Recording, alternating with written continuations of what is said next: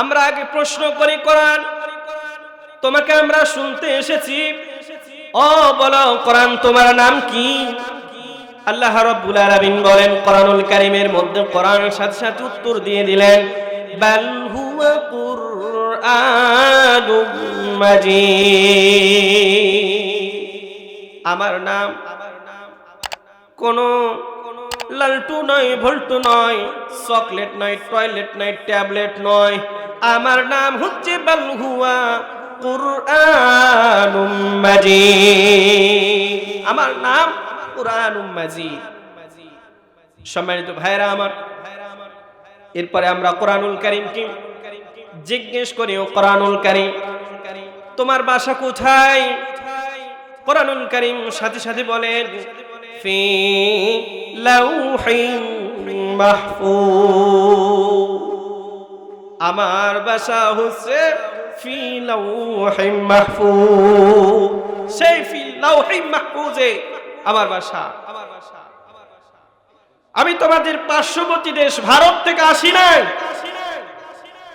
আমি তোমাদের অন্যান্য বড় রাষ্ট্র থেকে আসি নাই। আমার বাসা তোমাদের বাংলাদেশে নয়। আমার বাসা হচ্ছে ফি লাউহিন মাহফুজ। লাউহিন মাহফুজে আমার বাসা। আমি সেখান থেকে এসেছি। কোরআনুল কারীমকে সঙ্গে সঙ্গে আবার প্রশ্ন করা হলো, ও কোরআনুল কারীম তুমি দিনে এসেছো না রাতে এসেছো? কোরআনুল কারীম উত্তর দিয়ে বলেন, ইন্না আনজালনাহু ফি লাইলাতিল কদর। আমি দিনে আসি নাই, আমি রাতে এসেছি। সেই রাতটি হচ্ছে লাইলাতুল কদর। আমি লাইলাতুল কদরের রাত্রে এসেছি। আমি যেই রাতটি হচ্ছে হাজার মাসের চাইতে উত্তম, ওই রাতে আমি কোরআনুল কারীম নাজিল হয়েছি। আমি তোমাদের মধ্যে এসেছি, আমি তোমাদেরকে হেদায়েতের পথ দেখাবো। ও কোরআনুল কারীম তুমি রাতে আসলে শুনলাম, আমি কোরআনুল কারীম তোমার বাড়ি শুনলাম, কোরআনুল কারীম তোমার নামও শুনলাম। ও কোরআনুল কারীম তুমি কোন মাসে এসেছো বলে দাও। আমি জানুয়ারিতে আসি নাই, ফেব্রুয়ারি মার্চে আসি নাই, আমি বৈশাখ জ্যৈষ্ঠ কোন মাসে আসি নাই। আমি এসেছি একটা মাস, হচ্ছে পবিত্র মাস শাহরুর রমাদানাল্লাযী উনজিলা ফীহিল কুরআন। আমি এসেছি পবিত্র একটি মাস, সেই মাসটি হচ্ছে রমজান মাস। এত সুন্দর করে আল্লাহ তাআলা এই কোরআনুল কারীমের মধ্যে সাজায়েছেন। প্রত্যেকটার অ্যানসার আল্লাহ তাআলা এই কোরআনুল কারীমের মধ্যে দিয়ে দিয়েছেন। ও কোরআনুল কারীম তোমার বাসা জানলাম, নাম জানলাম, তুমি রাতে এসেছো তাও জানলাম। ও কোরআনুল কারীম তুমি রমজান মাসে এসেছো তাও জানলাম। কিন্তু সবচাইতে গুরুত্বপূর্ণ বিষয় যেটা হলো, তুমি যে তোমার বাসার নাম বললে ফি লাউহিন মাহফুজ থেকে এসেছো। এই যে লাউহিন মাহফুজ থেকে এসেছো, যেই জায়গায় মারামারি নাই, যেই জায়গায় কাটাকাটি নাই, যেই জায়গায় নারী নির্যাতন নাই, যেই জায়গায় হারাম নাই, যেই জায়গায় ফাটাফাটি নাই, যেই জায়গায় অন্যায় জুলুম নাই, যেই জায়গায় ভাইয়ের সাথে গন্ডগোল নাই, যেই জায়গায় মায়ের সাথে সন্তানের যেই সম্পর্ক বিচ্ছিন্ন হয়ে যায় এরকম কোনো সম্পর্ক নাই, যেই জায়গায় হালাল হালাল চলে, হারামের কোনো স্পর্শ নাই, হারামের কোনো কথা নাই, যেই জায়গায় তুমি ছিলে সেই জায়গায় চুরিও হয় না, বাটপারি হয় না। ও কোরআন তুমি এত সুন্দর জায়গা ছেড়ে কেন এই পৃথিবীতে আসলে? যেই পৃথিবীতে মারামারি হয়, যেই পৃথিবীতে ভাই ভাই গন্ডগোল হয়, যেই পৃথিবীতে মায়ের সাথে সন্তানের গন্ডগোল হয়, যেই পৃথিবীতে 17 বছর 5 বছর 10 বছরের নারী নির্যাতন হয়, যেই পৃথিবীতে জুলুম অত্যাচার হয়, যেই পৃথিবীতে হারাম হয়, যেই পৃথিবীতে সুদ ঘুষ খারাপ হয়, এত নিকৃষ্টতম জায়গায় তুমি কেন আসলে? কোরআন তুমি একটু কি বলতে পারো? কোরআনুল কারীম সঙ্গে সঙ্গে এর উত্তর আল্লাহ তাআলা শেষ করে দিয়ে বলেন, লিতুখরি জান্নাস মিনাজ যুলুমাতি ইলান নূর।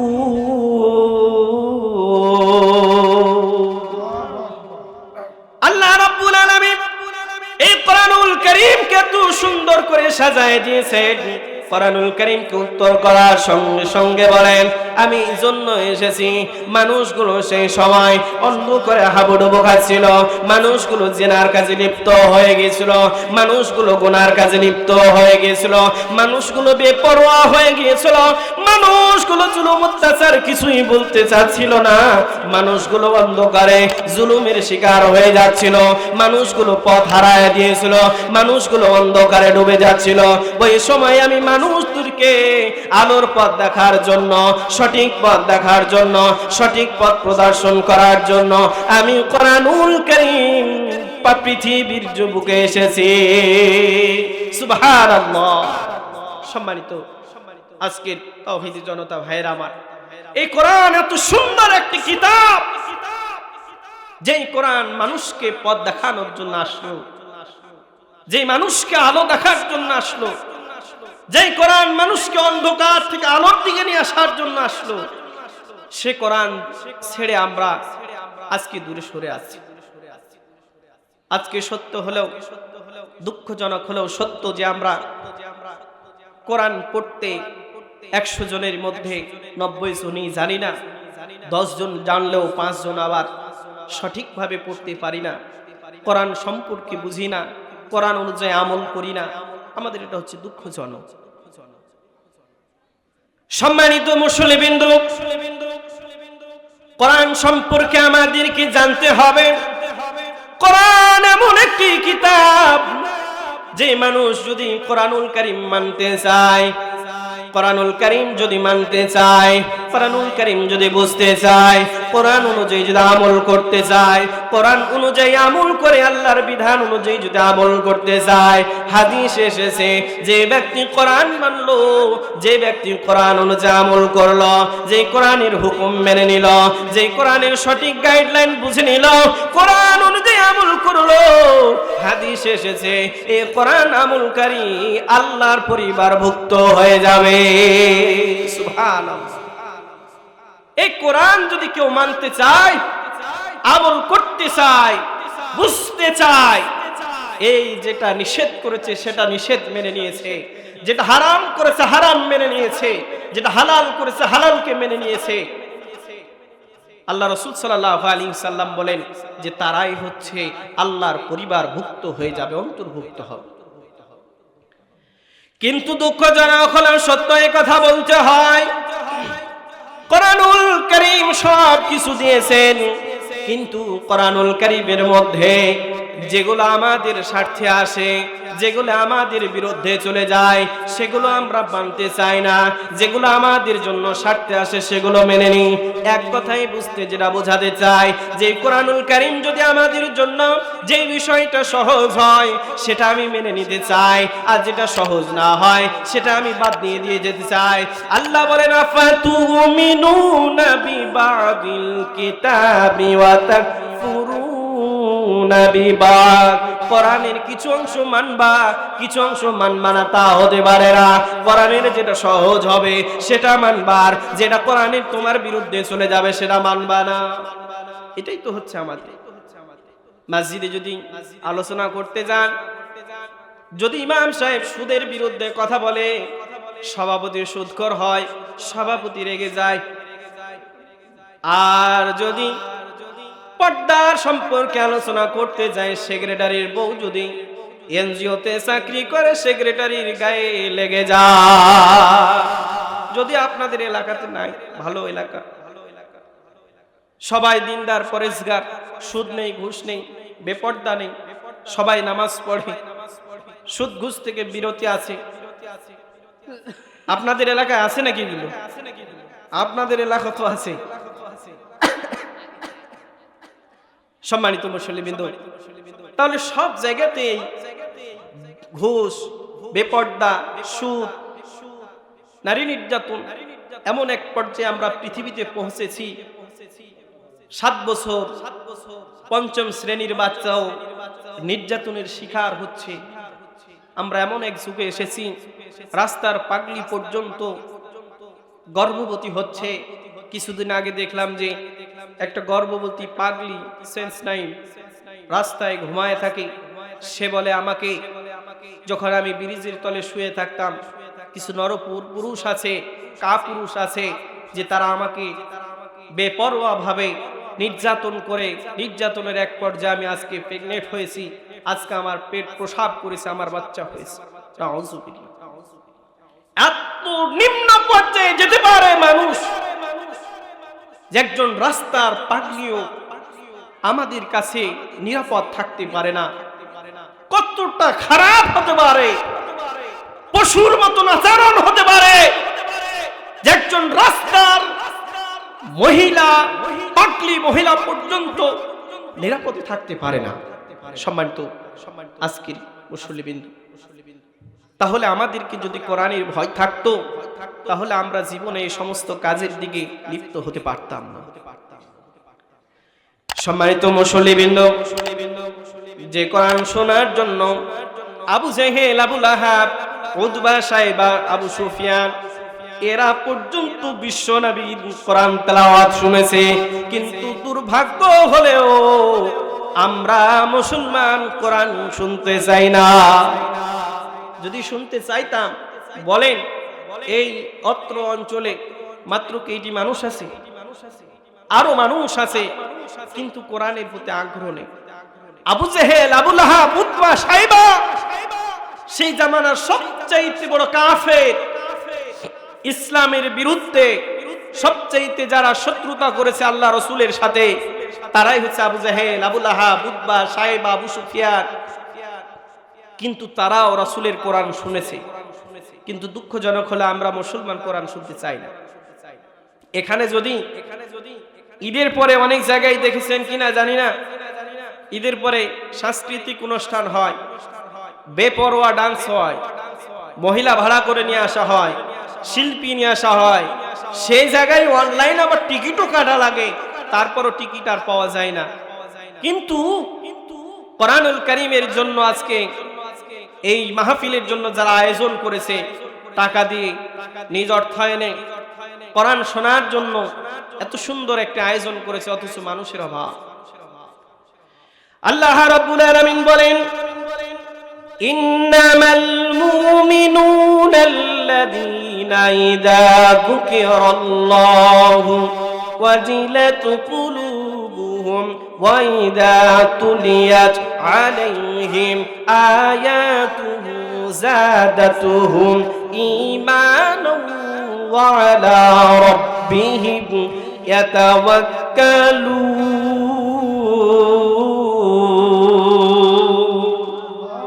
আল্লাহ রাব্বুল আলামিন বলেন, তারাই তো মুমিন, তারাই তো ঈমানদার, তারাই তো প্রকৃত ঈমানদার, যাদের সামনে আল্লাহ তাআলার কোরআনের আলোচনা করা হয়, যাদের সামনে আল্লাহ তাআলার কোরআন তেলাওয়াত করা হয়, তাদের ঈমান আল্লাহ তাআলার কাছে বৃদ্ধি। আল্লাহ তাআলার এই কোরআন শোনার জন্য এই সমস্ত মানুষগুলোর ঈমান বৃদ্ধি পেয়ে যায়। যাদাতুহুম ঈমানা, বৃদ্ধি পায় তাদের ঈমান। ওয়া আলা রাব্বিহিম ইয়াতাওয়াক্কালুন, এবং আল্লাহ ছাড়া কাউকে ভয় করে। যারা ঈমানদার হবে, শত্রুর পেস্তুলের সামনে, গুলির সামনে যদি চলে যেতে হয়, তারপরও তারা দ্বিধাবোধ করবে না। কোরআনকে সম্মান রাখার জন্য তাদের জীবন চলে যাবে, কিন্তু তারা তারপরও সেখান থেকে সরবে না। কেননা তারা মজা পেয়েছে। তারা যে মজা, ঈমানের কোরআন তেলাওয়াতের যে মজা, আল্লাহ ভালোবাসা, রাসূলকে ভালোবাসার যে মজা, তৃপ্তি তাদের মাঝে এসেছে, এজন্য তারা সরতে চায় না। যেমন বেলাল রাদিয়াল্লাহু আনহু, তিনি যে ইসলামের মধ্যে স্বাদ গ্রহণ করার স্বাদ তিনি পেয়েছিলেন। বেলাল রাদিয়াল্লাহু আনহু এমন একজন মানুষ ছিলেন যার পুরো শরীরটাই কালো ছিল। আমরা কালো হলো হাতের এই তলাটা সুন্দর সাদা হয়, পায়ের তলাটা সাদা হয়, কিন্তু বেলাল এমন একজন মানুষ ছিলেন যে তিনার এই হাতের তলা পর্যন্ত কালো চুকচুকে ছিল। আমরা কথা বললে মুখ বন্ধ হয়ে যায়, কিন্তু বেলাল রাদিয়াল্লাহু আনহু এমন একজন মানুষ ছিলেন, তার ঠোঁটটা সব সময় নিচের দিকে লটকায় থাকতেন। বিশ্ব নবী হযরত মুহাম্মদ সাল্লাল্লাহু আলাইহি ওয়াসাল্লাম যখন শেষ বিদায় নিয়ে চলে গেলেন, বেলাল রাদিয়াল্লাহু আনহু তিনি কিন্তু আযান দিতেন। আযান যখন দিতেন, আশহাদু আন্না মুহাম্মাদার রাসূলুল্লাহ যখন বলতেন, বিশ্ব নবীর দিকে তাকায়া তিনি একটু আর চোখে তাকায়া দেখতেন। কিন্তু যখন আল্লাহর নবী শেষ বিদায় নিয়ে চলে গেলেন, তখন বেলাল রাদিয়াল্লাহু আনহু দামেস্কের দিকে চলে গেলেন। আল্লাহ রাসূল সাল্লাল্লাহু আলাইহি সাল্লামের পরে তিনি আর আযান দিলেন না। মানুষগুলো আল্লাহ রাসূলকে হারায় ফেলে সব দুঃখ প্রকাশ করে, হায় রে আমরা বিশ্ব নবীকে হারায় ফেললাম, এমনকি তারপরে বেলালের আযানও আমরা শুনতে পাই না। আমরা এমন অবস্থায় মাহরুম হয়ে গেলাম যে আমরা দুটোটাই হারায় দিলাম। মানুষগুলো আযান শুনলে, বেলালের আযান শুনলে রাসূলের কথা মনে পড়ে, কিন্তু বেলাল রাদিয়াল্লাহু আনহু তিনিও চলে গেলেন রাসূল নাই বলে। কিছুদিন পর আল্লাহ রাসূলের আবার এই জামানায় আবার রাসূলের এলাকায় ফেরত আসলেন। বেলাল রাদিয়াল্লাহু আনহুকে বললেন, মানুষজন সবাই ডাক দিয়ে বললেন, বেলাল আল্লাহ রাসূল নাই, আমরা তো একটা হারায়া ফেলেছি রে বেলাল, আমরা সবাই কষ্টে আছি, আল্লাহ রাসূল আমাদের মাঝ থেকে বিদায় নিয়ে চলে গেছে, তারপরেও তুমি যে আল্লাহ রাসূল হারানোর পর থেকে তুমি আমাদের কাছ থেকে বিদায় নিয়ে চলে গেছো, আমরা তো অনেক কষ্ট পাই। ও বেলাল তুমি আযান দিলে আমরা আল্লাহ রাসূলের স্মরণ আসে, আল্লাহ রাসূলকে আমরা মনে পড়ে যায়। বেলাল তুমি অনেক দিন থেকে নাই, তোমার আযান আমরা শুনতে পাই না, বেলাল একটু আযান দাও। বেলাল বলেন, না না না, আমি আযান দিতে চাই না। বেলাল রাদিয়াল্লাহু আনহুকে ডাক দিয়ে বললেন, শোনো বেলাল, তুমি যদি আযান না দাও আমরা আরো কষ্ট পাব। আল্লাহ রাসূলের নাতি হাসান হুসাইন তাও আসলেন, ডাক দিয়ে বললেন, বেলাল তুমি একটু আযান দাও, আমার নানার কথা স্মরণ আসবে, আমাদেরকে ভালো লাগবে। ও বেলাল তুমি চলে যাওয়ার পর থেকে আমরা আযানের মধ্যে তৃপ্তি পাই না, একটু আযান দাও। বেলাল রাদিয়াল্লাহু আনহু বললেন, আযান শুনলে আমার তো আর সহ্য হবে না, আমি থামতে পারবো না, আমি আযান দিলে আমি সহ্য করতে পারবো না। এলাকাবাসীর কথাতে, হাসান হুসাইনের কথাতে তিনি থামতে পারলেন না, আযান দিয়ে দিলেন। আল্লাহু আকবার, আল্লাহু আকবার, আল্লাহু আকবার, আল্লাহু আকবার, আশহাদু আল্লা ইলাহা ইল্লাল্লাহ, আশহাদু আল্লা ইলাহা ইল্লাল্লাহ পর্যন্ত বেলাল রাদিয়াল্লাহু আনহু ঠিক ছিলেন। যখন আশহাদু আন্না মুহাম্মাদুর রাসূলুল্লাহ বলেছে, এই সময় বেলাল রাদিয়াল্লাহু আনহু সেন্স হারায়া মাটির দিকে পড়ে গেছে। মানুষজন আশ্চর্য হয়ে গেল, বেলাল এত সুস্থ মানুষ, যে ব্যক্তি আযান দিলেন সুস্থ অবস্থা, এত সুন্দর কথা বললেন, কিন্তু আশহাদু আন্না মুহাম্মাদুর রাসূলুল্লাহ বলার সাথে সাথে বেলাল কেমনে মাটির দিকে পড়ে গেল, জ্ঞান হারায়া ফেলে দিয়েছে। বেলাল উঠালেন, বেলালে পানি ছিটায়া বেলালের জ্ঞানটা ফেরত আসলো। বেলালকে ডাক দিয়ে বললেন, ও বেলাল তুমি যখন আযান দিলে তুমি সম্পূর্ণ সুস্থ ছিলে, আশহাদু আল্লা ইলাহা ইল্লাল্লাহ বলা পর্যন্ত তুমি ঠিক ছিলে, আশহাদু আন্না মুহাম্মাদুর রাসূলুল্লাহ বলার সাথে সাথে তুমি অজ্ঞান হয়ে গেলে। ও বেলাল তুমি কেন অজ্ঞান হয়ে পড়লে, তুমি যদি একটু বলো। বেলাল রাদিয়াল্লাহু আনহু বলেন, শোনো, আমি যখন আশহাদু আন্না মুহাম্মাদুর রাসূলুল্লাহ বলেছিলাম, তখন আমি যখন আশহাদু আন্না মুহাম্মাদুর রাসূলুল্লাহ বলি, তখনই আমি আল্লাহ রাসূলের দিকে আমি চোখ দুটো তাকায়া একটু বিশ্ব নবীকে দেখতে পেতাম। কিন্তু আজকে আমি যখন আযান দিলাম, তখন আশহাদু আন্না মুহাম্মাদুর রাসূলুল্লাহ বলার সময় আমি আল্লাহ রাসূলের দিকে তাকাইলাম, বিশ্ব নবীকে দেখতে পেলাম না। দেখতে না পাওয়ার কারণে আমি জ্ঞান হারায়া ফেলেছি। সুবহানাল্লাহ। এ হচ্ছে বেলালের ভালোবাসা। অথচ বেলাল রাদিয়াল্লাহু আনহু এমন একজন মানুষ ছিলেন, কালো কুৎসিত মানুষ ছিলেন, তিনার আজানের মধ্যে সুন্দর মাধুর্য যে কণ্ঠ থাকে সেই রকমও ছিল না, চেহারা ভালো ছিল না, ঠোঁট দুটো ভালো ছিল না। এত কুৎসিত মানুষ যদি আল্লাহ রসুলের ভালোবাসা পেতে পারে, আল্লাহ রসুলের যে ভালোবাসা তার মধ্যে রয়েছে, ইসলামের যে ভালোবাসা তার মধ্যে রয়েছে, তা বেলাল রাদিয়াল্লাহু আনহুর জীবনী যদি আমরা পড়ি তাহলে আমরা বুঝতে পারি। একজন বেলাল কৃতদাস হয়ে, একজন কালো মানুষ, কুৎসিত মানুষ হয়ে যদি এত সুন্দর আল্লাহ রসুলের ভালোবাসা পেতে পারে, তার মধ্যে আল্লাহ ও তার রসুলের ভালোবাসা থাকতে পারে, দ্বীনের যে মজবুত তার ভালোবাসা, মহব্বত, সম্মান থাকতে পারে, আমরা মুসলমান বেলাল রাদিয়াল্লাহু আনহুর চাইতে অনেক সুন্দর একজন মানুষ আল্লাহ তাআলা আমাদেরকে সৃষ্টি করেছেন। আমরা খেতে খেতে পারি, আমাদের কাছে কারো না কারো আল্লাহ তাআলা রিজিক দান করেছেন, অথচ আমরা এই পারে আল্লাহ রসুলের ভালোবাসা পেলাম। বেলাল রাদিয়াল্লাহু আনহু যখন দলে দলে ইসলাম গ্রহণ করলেন মানুষগুলো, তখন বেলালের কণ্ঠ যেহেতু ভালো না, শিক্ষিত মানুষগুলো সবাই বলল, ইয়া রাসূলুল্লাহ, আপনি এক কাজ করুন, আমরা তো এখন দলে দলে ইসলাম গ্রহণ করেছে, আমাদের মাঝে ইসলামের কাছে, ইসলামের এই দলে বেলালের চাইতে অনেক সুমধুর কণ্ঠওয়ালা মানুষ রয়েছে, সুশিক্ষিত মানুষ রয়েছে, সুন্দর চেহারাওয়ালা মানুষ রয়েছে।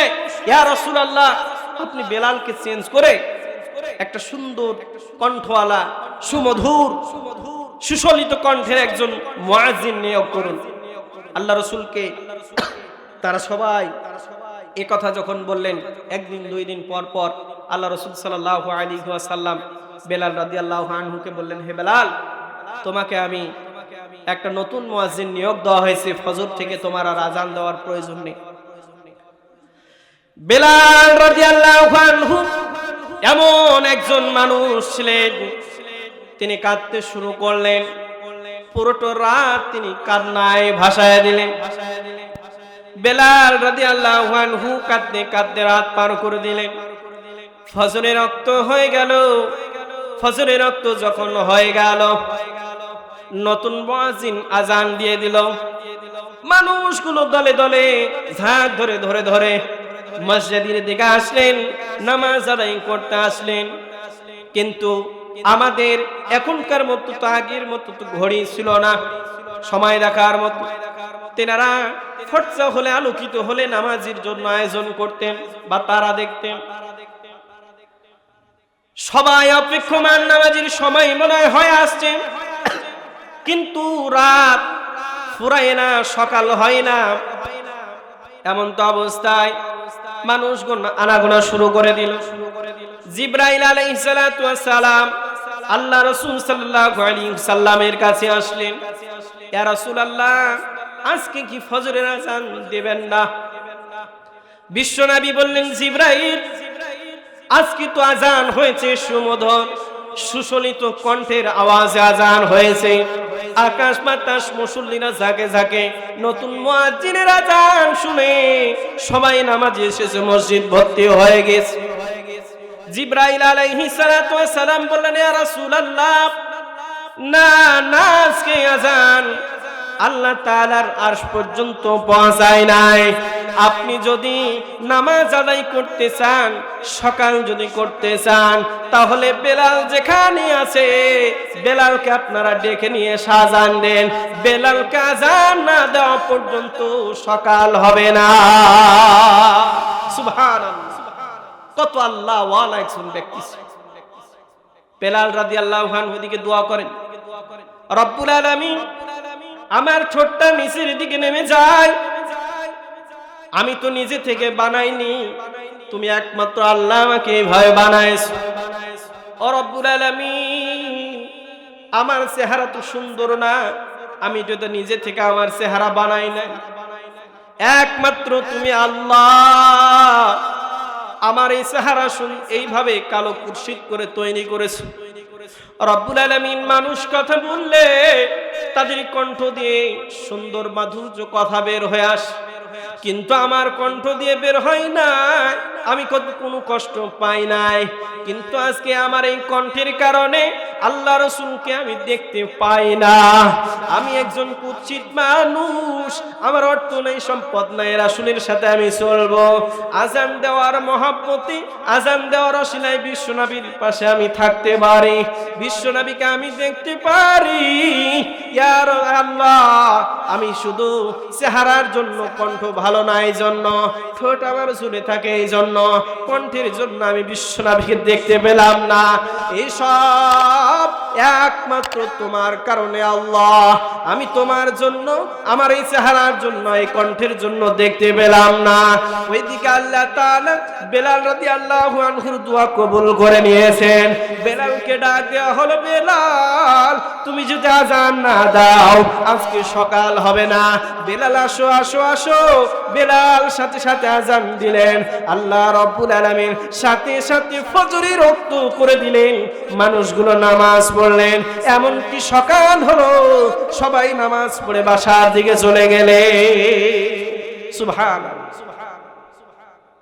ইমানের জন্য চেহারার প্রয়োজন নেই, আমলের জন্য অর্থের প্রয়োজন নেই, আল্লাহকে পেতে হলে সম্পদের প্রয়োজন নেই, আল্লাহকে পেতে হলে সুন্দর কণ্ঠের প্রয়োজন নেই।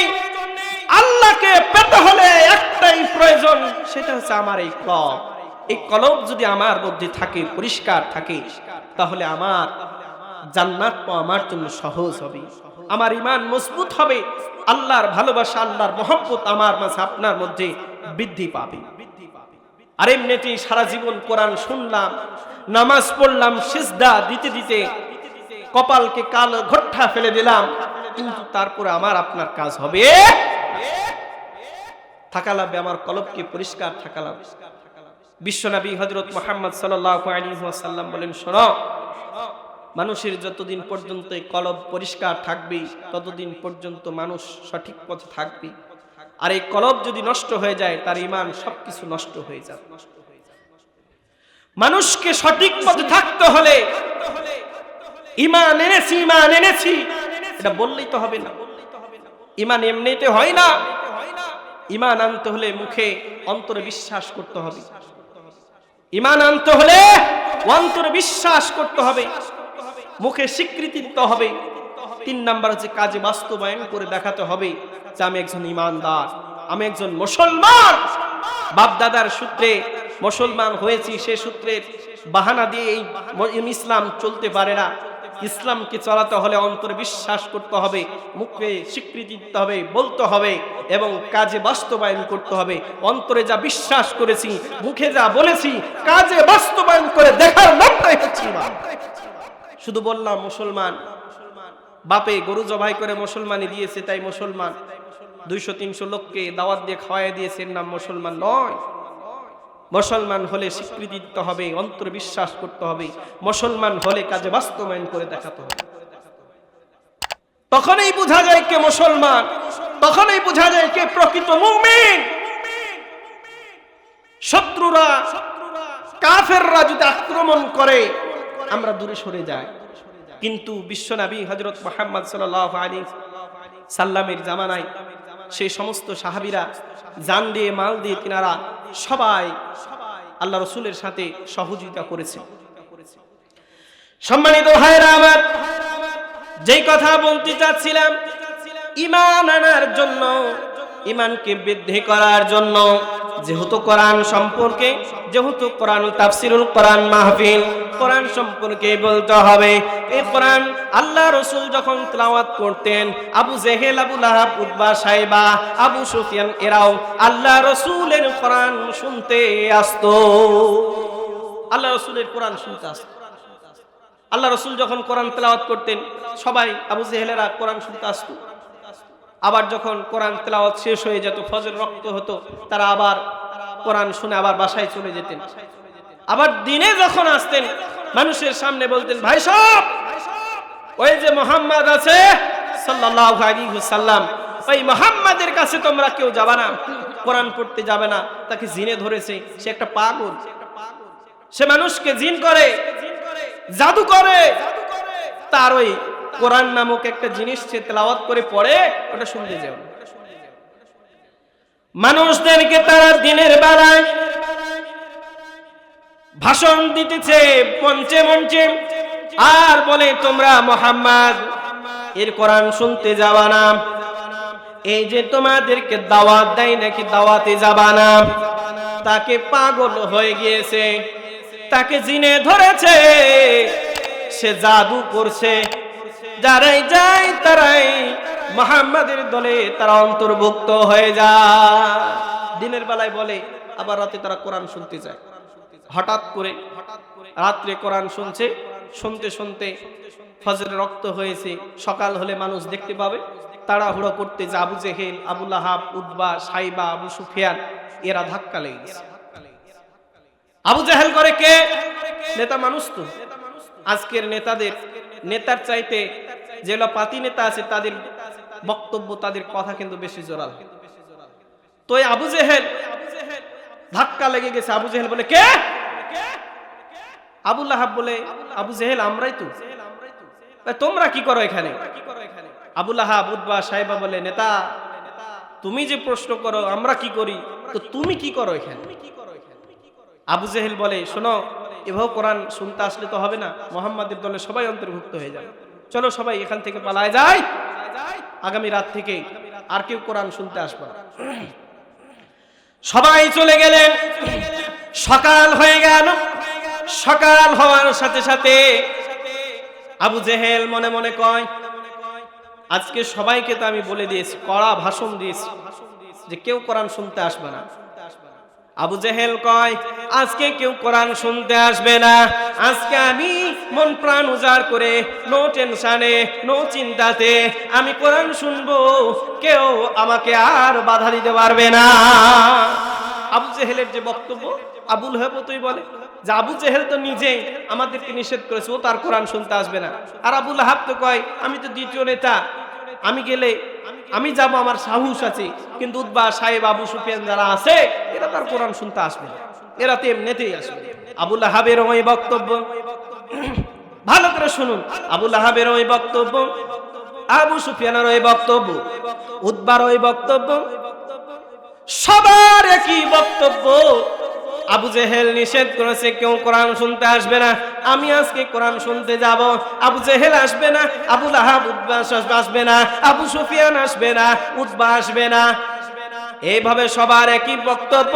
আবার রাত হয়ে গেছে, আবার তারা কোরআনুল কারীম শুনতে চলে গেছে, আবার কোরআন শুনতে চলে গেছে। সময় সংক্ষিপ্ত, শেষ করছি।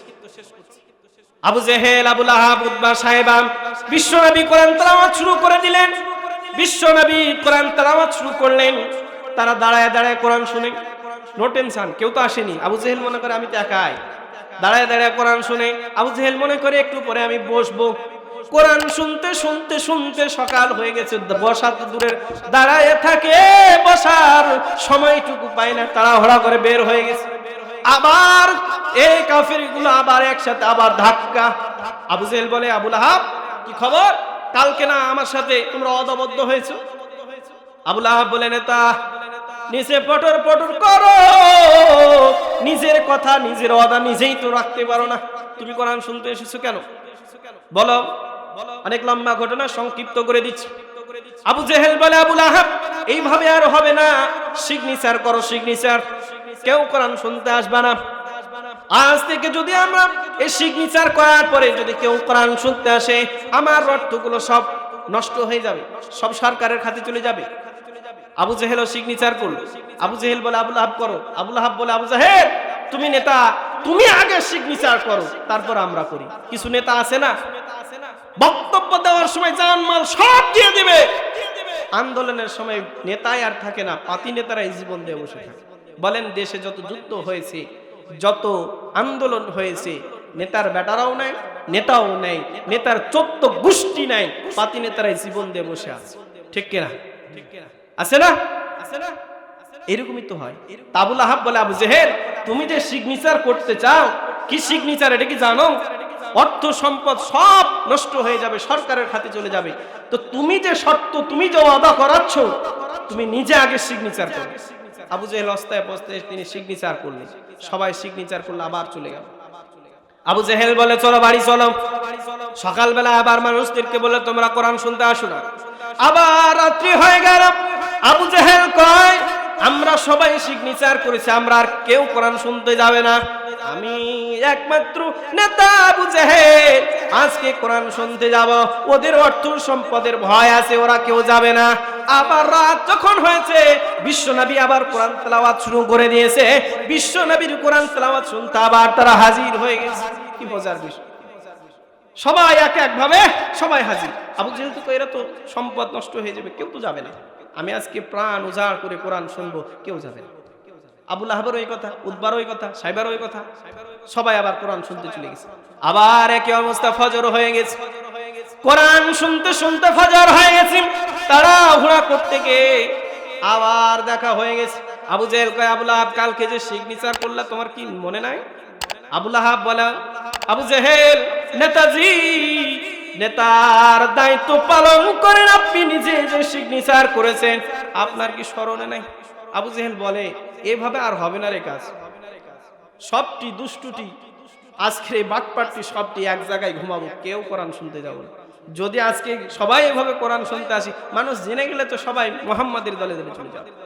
আজকে সবটি এক জায়গায় এক ঘরে একসাথে ঘুমাবো, কেউ যাব না।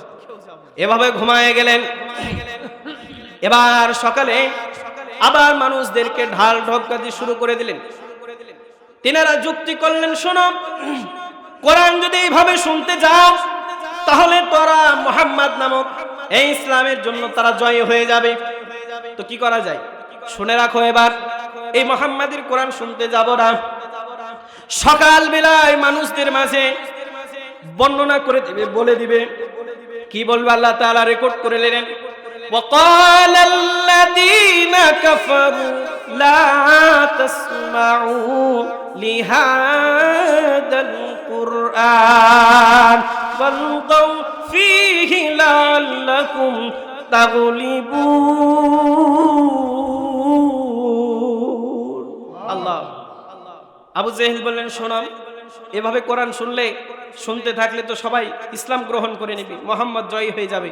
ওয়াকালাল্লাযিনা কাফারু, তারা বললেন লা তাসমাউ, আমরা কোরআনুল কারীম শুনবো না এবং শুনতেও দেব না। মানুষদেরকে বলো লিহাযাল কুরআন, কেউ কোরআন শুনতে যাবে না। ঢোল ধাক্কা দিয়ে গ্রামে গ্রামে বাজিয়ে দাও, মুহাম্মদ নামক একটি পাগল এসেছে। নাউজুবিল্লাহ, মুহাম্মদ নামক একজন পাগল এসেছে, তার কোরআনুল কারীম কেউ শুনতে যাবে না। এমনকি যেই জায়গাতে আজ থেকে কোরআনের কথা হবে, কোরআনের আলোচনা হবে, কোরআনের বয়ান হবে, যেই জায়গায় মুহাম্মদ কোরআনের দাওয়াত দিবে, যেই জায়গায় মুহাম্মদ ইসলামের দাওয়াত দিবে, ওই জায়গায় তোমরা দলে দলে যে ঢোল ঢাক্কা বাজাবে, হট্টগোল সৃষ্টি করবে, গন্ডগোল সৃষ্টি করবে, বাধা সৃষ্টি করবে, ফিতনা সৃষ্টি করবে, যাতে করে মুহাম্মদ ইসলামের দাওয়াত, কোরআনের দাওয়াত না দিতে পারে। আর এইগুলো যদি না করতে পারো, ওয়ালগাউ ফীহি লাআল্লাকুম তাগলিবুন, তোমরা যদি এগুলো করো তাহলে তোমরা বিজয় হবে, আর যদি না করো তোমরা বিজয় হতে পারবে না। ঠেকা দিতে পারে না। নিজেরাই তো কোরআন শুনতে যায়, নিজেরাই তো ইমান বৃদ্ধি হয়ে যায়। তারা যে কোরআন শুনে তারা নিজেরাই বলে আবু জেহেল, মুহাম্মদ যেটা তেলাওয়াত করে এটা তো মানুষের বানানো নয়, এটা তো পাগল নয়, এটা তো কোনো জাদু নয়, এটা তো জিনের কথা নয়, এটা আসমানি কিতাব, আল্লাহর পক্ষ থেকে। এটা মনে হয় না তো এইভাবে তো আকর্ষণ করতে পারে না।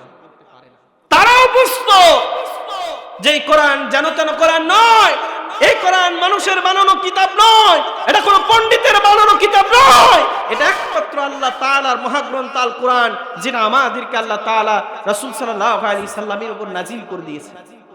সম্মানিত উপস্থিতি ভাইরা আমার, কিন্তু তারা বুঝতো, আমাদের মাঝে কিছু মানুষ বুঝে কিন্তু জানে, কিন্তু তারা মানতে চায় না। কেন? এটা বুদ্ধির অভাব, জ্ঞানের অভাব তা নয়, এটা হচ্ছে অহংকার। এটা অহংকার কারণে এটা মানতে চায় না, এটা অহংকারের কারণে তারা বুঝতে চায় না। তারা বুঝে যেটা কোরআন, এর পক্ষে গেলে আমি বিপক্ষে কথা বলছি, তারা বুঝতে পারে, কিন্তু এটা হচ্ছে অহংকার। আর দ্বিতীয় নাম্বার হচ্ছে ক্ষমতার ভয়, ক্ষমতা হারায় যাবে। ঠিক কিনা? ঠিক কিনা? ক্ষমতা হারায় যাবে, এজন্য কিছু সংখ্যক লোক বুঝে তারপরও কিন্তু মানতে চায়। কিছু কিছু লোক দেখবেন মিডিয়াতে যে সে বলছে এটা মিথ্যা, এর পূর্বে যারা ছিল জানতেন যে এরা জানে এটা মিথ্যা বলছে, সাজায় বলছে, দেশ ও জাতি জানে এটা সাজায় বলছে, মিথ্যা বলছে, কিন্তু সে বলছে কেন? অহংকার। তৃতীয় নাম্বার হচ্ছে ক্ষমতা টিকিয়ে রাখার জন্য এই কথাগুলো বানায় বলছে। আবু জেহেল, আবু লাহাব, উতবা, সাইবা এরাও বুঝতো যে এই কোরআন একটা সত্য কিতাব, এই মুহাম্মদ একজন নবী, যা বলছেন আল্লাহর পক্ষ থেকে বলছেন।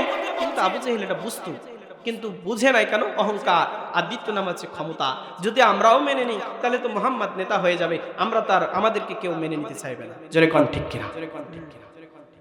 সম্মানিত ভাইয়েরা আমার, মানুষগুলোর মাঝে আবার শুরু করে দিলেন, শোনো শোনো, মুহাম্মদ নামক এই ব্যক্তির কাছে কেউ যাবে না, এমনকি তোমরা মুহাম্মাদের কাছে যাবা না, কোরআন শুনবা না, কেউ তার কাছে যাবা না, কেউ তার কাছে হাজির হবা না। এলাকার মানুষকে বলে দিলেন। সে সময় হজের নিয়ম ছিল, হজ আদায় করতে আসলো, মানুষদেরকে ডাক দিয়ে বলে, শোনো শোনো, মক্কার দ্বার প্রান্তে মেন গেটগুলোতে দাঁড়ায় গেলেন, যে দেশ থেকে যে গেট দিয়ে মানুষ প্রবেশ করে সবাইকে ডাক দিয়ে বলেন, শোনো হাজী সাহেবেরা, হজ পালন করতে এসেছো, কিন্তু তোমাদেরকে সতর্ক করায়া দিই। সতর্কটা কি? একজন মুহাম্মদ নামে একজন ব্যক্তি আছে, এই মুহাম্মদ নামক ব্যক্তি একজন কি না পড়ে, তোমরা ওর কাছে যাবে না, তোমাদেরকে জাদু করে দিবে, তোমাদেরকে জিন করে দিবে, তোমাদেরকে জিনে ধরায়া দিবে, তোমাদেরকে পাগল বানায় দিবে, অর্থাৎ তোমরা মুহাম্মদ নামক ওই ব্যক্তির কাছে তোমরা যাবে না। কিন্তু মানুষের ওই বাইরের দেশ থেকে যে মানুষগুলো মক্কার মধ্যে হজ করার জন্য আসছে, এরা জানতোই না মুহাম্মদ কি। আজকেও কিছু সংখ্যক মানুষ আছে বলে অমুক জঙ্গি, অনেক হচ্ছে শত্রু, ওনারা হচ্ছে গুলি করে, ওনারা হচ্ছে রক কাটে, ওনারা হচ্ছে এই করে, ওনারা হচ্ছে ইসলামের বিরুদ্ধে, ওরা হচ্ছে মুনাফিক। ওরাই বলে, এই বলাটাই যেন ইসলামের জন্য একটা প্রচার হয়ে গেছে। জোরে কোন ঠিক কিনা? এই মুহাম্মদ নামক ব্যক্তিকে বাইরের মানুষেরা জানতো না যে মুহাম্মদ কে। এই মানুষগুলো দেশের বাইরে থেকে আসে আর এদেরকে বলে দেয় মুহাম্মদ নামক ব্যক্তির কাছে কেউ যাবে না। মানুষের মনের মধ্যে একটা আকাঙ্ক্ষা সৃষ্টি হলো যে একজন আবু জেহেল একটা বড় নেতা, লিডার এই সাম্রাজ্যের, দেশে, অথচ এর মধ্যে একজন পাগলের প্রচার কিভাবে হয়? বলো না, আমরা মুসলমান, আমাদেরকে যদি কেউ নিষেধ করে আমরা ওটা শোনার জন্য বেশি আগ্রহী, যেটা দেখতে নিষেধ করে ওটা আমরা বেশি দেখার জন্য আগ্রহী হই। আবু জেহেল বললেন, আবু লাহাব মানুষদেরকে বলে দিলেন, মানুষগুলো সবাই আশ্চর্য হয়ে গেল, মুহাম্মদ নামক এই ব্যক্তি আবার কি? সবার উৎসাহ জাগলো, সবাই বলল, আবু জেহেল তো আমাদেরকে দেখতে নিষেধ করেছে, শুনতে নিষেধ করেছে, কিন্তু আবু লাহাব কেন দেখতে এবং শুনতে নিষেধ করলো? আমরা যাব, আমরা এখানে যে আমরা একটু শুনবো না, শুনবো না, শুধু দেখবো মানুষটা কেমন। মুহাম্মদ নামক নাকি পাগল, এই পাগল আবার কোন পাগল? উন্নত পাগল নাকি? যে এই পাগলের কাছে আবু জেহেল ঘোষণা করে। আবু জেহেল বলেছে শুনতে দেখতে নিষেধ করেছে, আমরা শুনবো না, কানে হাত দিয়ে যাও। সবাই মানুষগুলো মুহাম্মদ সাল্লাল্লাহু আলাইহি সাল্লামের কাছে গেলেন, কেন জানি প্রচার হয়ে গেছে। মুহাম্মদ সাল্লাল্লাহু আলাইহি সাল্লামের কাছে গেলেন, তিনি যে জাদু করে দেবে আমরা শুনবো না, পাগলটাকে শুধু একটু দেখবো। মানুষগুলো চলে গেলেন, মানুষগুলো যে দেখেন পাগল হলে তো উস্কো কুস্কো হবে, চুলগুলো এলোমেলো হবে, পোশাকগুলো বিশৃঙ্খলা হবে, চেহারা বিকৃতি থাকবে। মানুষগুলো আশ্চর্য হয়ে গেল, এই কেমন পাগল যার চেহারাটা এত সুন্দর, যাকে দেখলে যেন প্রেমে পড়ে যায়, যাকে দেখলে যেন তার প্রেমে উজাড়া হয়ে যায়। কি যেন তেলাওয়াত করছে, কান সরাইয়া দিলেন। কান সরায়ার পরে দেখেন মুহাম্মদ সাল্লাল্লাহু আলাইহি সাল্লাম কোরআন তেলাওয়াত করছে। কোরআন তেলাওয়াত শোনার সাথে সাথে মানুষগুলো সবাই দলে দলে ইসলামের ছায়াতে চলে গেলেন। আর মুহাম্মদ সাল্লাল্লাহু আলাইহি ওয়াসাল্লামের কাছে গিয়ে সবাই কালেমা পড়ে দিলেন, লা ইলাহা ইল্লাল্লাহু মুহাম্মাদুর রাসূলুল্লাহ সাল্লাল্লাহু আলাইহি ওয়াসাল্লাম। কি একটা প্রচার! অপপ্রচারটা এই জন্য ইসলামের জন্য প্রচার হয়ে যায়। কিছু সংখ্যক মানুষের জন্য ইসলাম বেশি প্রচার হয়ে যাচ্ছে, ইসলাম সম্পর্কে বেশি প্রচার হচ্ছে। তারা মনে করে অপপ্রচার, কিন্তু আমরা মনে করি এটাই প্রচার ইসলামের জন্য।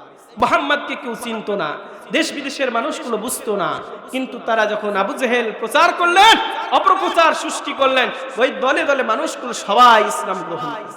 সম্মানিত ভাইরা আমার, এ তাফসিরুল কোরআন মাহফিল, আজকের এই কোরআন মাহফিলের যেহেতু সময় শেষ হয়ে গেছে, আমাদের প্রধান মেহমান ভারত থেকে এসেছেন, তিনি অত্যন্ত মুসাফির মানুষ, অত্যন্ত কষ্টে এসেছেন আমাদেরকে কিছু কোরআন শোনার জন্য। আমি আর রাত করতে চাচ্ছি না, কিন্তু আপনাদেরকে বোঝাতে চাই আজকের এই কোরআনুল কারীম মাহফিলে আসতে পেরে আমরা খুশি না বেজার?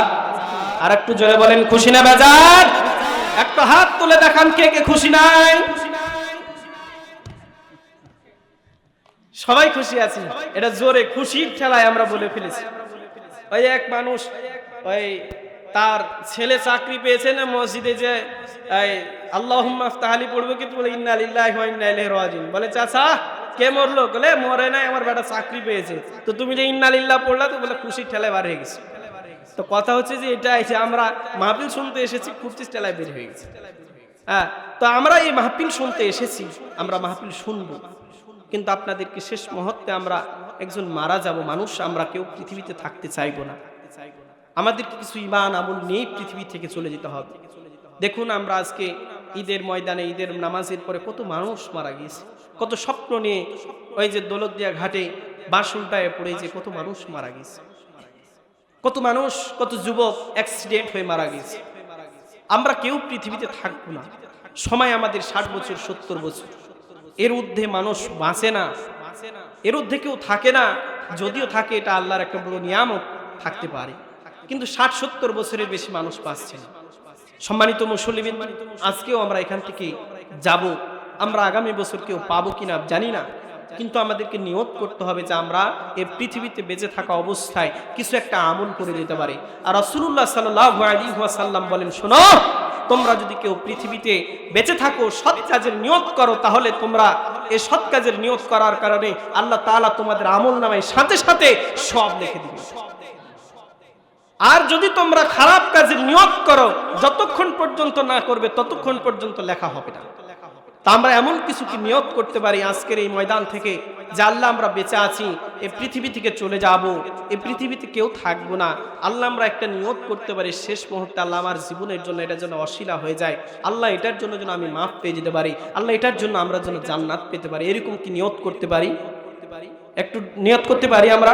কে কে একটা নিয়ত করি যে শেষ মুহূর্তে আল্লাহ